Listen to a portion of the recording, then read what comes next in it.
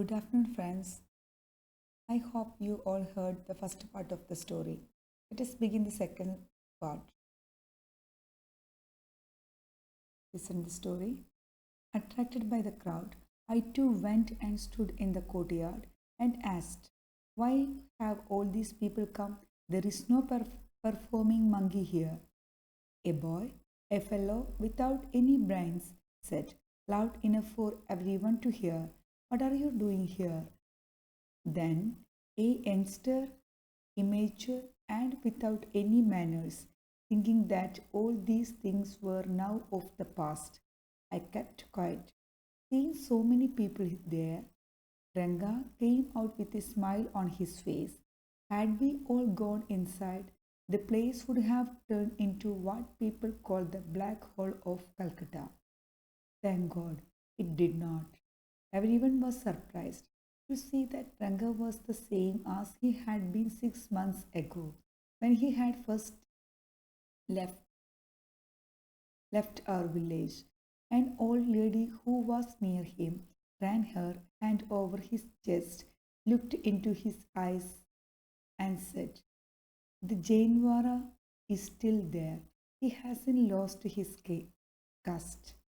She went away soon after that.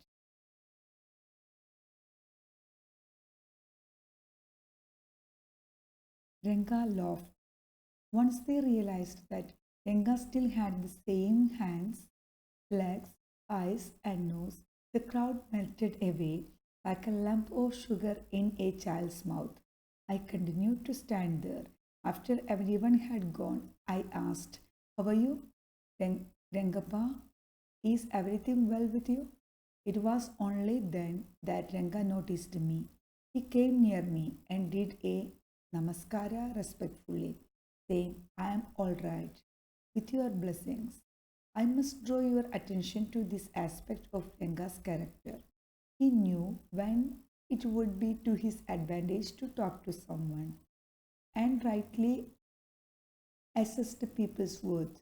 As for his namaskara to me, he did not do it like any present day boy, with his head up towards the sun, standing stiff like a pole without joints, jerking his body as if it was either a wand or a walking stick. Nor did he merely fold his hands, he bent low to touch my feet. "May you get married soon?" I said, blessing him. After exchanging a few pleasantries, I left. That afternoon, when I was resting, Ranga came to my house with a couple of oranges in his hand. A generous, considerate fellow, it would be a fine thing to have him marry, settle down, and be of service to society, I thought. For a while, we talked about this and that. Then I came to the point. "Rengappa, when do you plan to get married?" "I'm not going to get married now," he said. "Why not?" "I need to find the right girl. I know an officer who got married only 6 months ago. He is about 30 and his wife is 25. I'm, I'm told they will be able to talk lovingly to each other.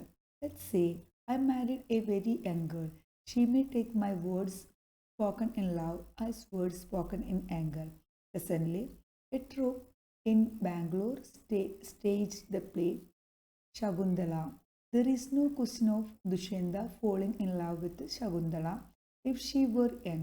Like the present day brides, is there what would have happened to Kalidasa's play? If one gets married, it should be to a girl who is mature. Otherwise, one should remain a bachelor. That is why I am not married now. Is there any other reason? A man should marry a girl he admires. What we have now are arranged marriages. How can one admire a girl with milk stains on one side of her face and wetness on the other, or so young that she doesn't even know how to bite her fingers? One a neem fruit, the other a bitter gourd. Exactly, Ranga said, laughing.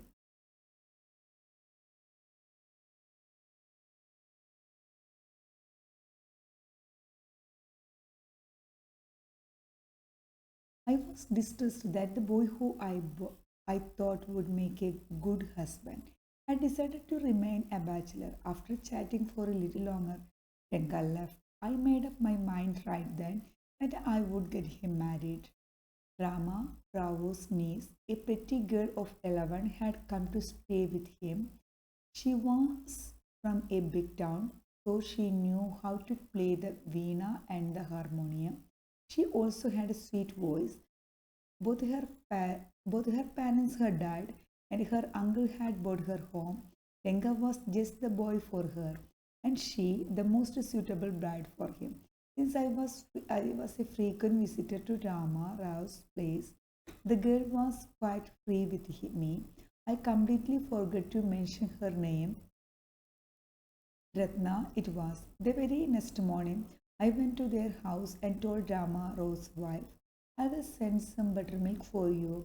Ask Ratna to fetch it. Ratna came. It was a Friday, so she was wearing a grand sari.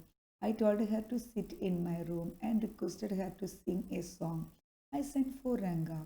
While she was singing the song, Krishnamurti in front of my eyes, Ranga reached the door. He stopped at the threshold.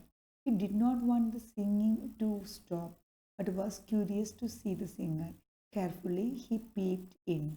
The light coming into the room was blocked. Ratna looked up and seeing a stranger there, abruptly stopped. Suppose you buy the best quality mango, you eat it slowly, savoring its peel before biting into the juicy flesh.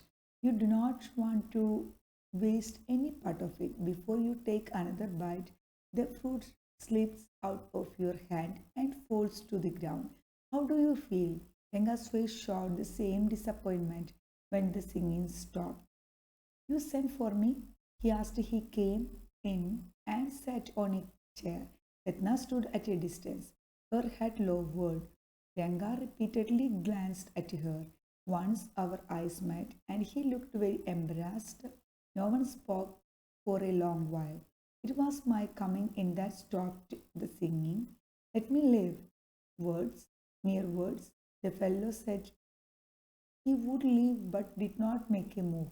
How can one expect words to match actions in these days of Kali Yuga? Ratna ran inside, overcome by shyness. After a while, Ranga said, Who is that girl, Swami? Who is that inside? The lion wanted to know. The he got. Who had taken shelter in the temple replied, Does it matter who I am? I am a poor animal who has already eaten 9 lions. I have vowed to eat one more. Tell me, are you male or female? The lion fled the place in fear, it seems.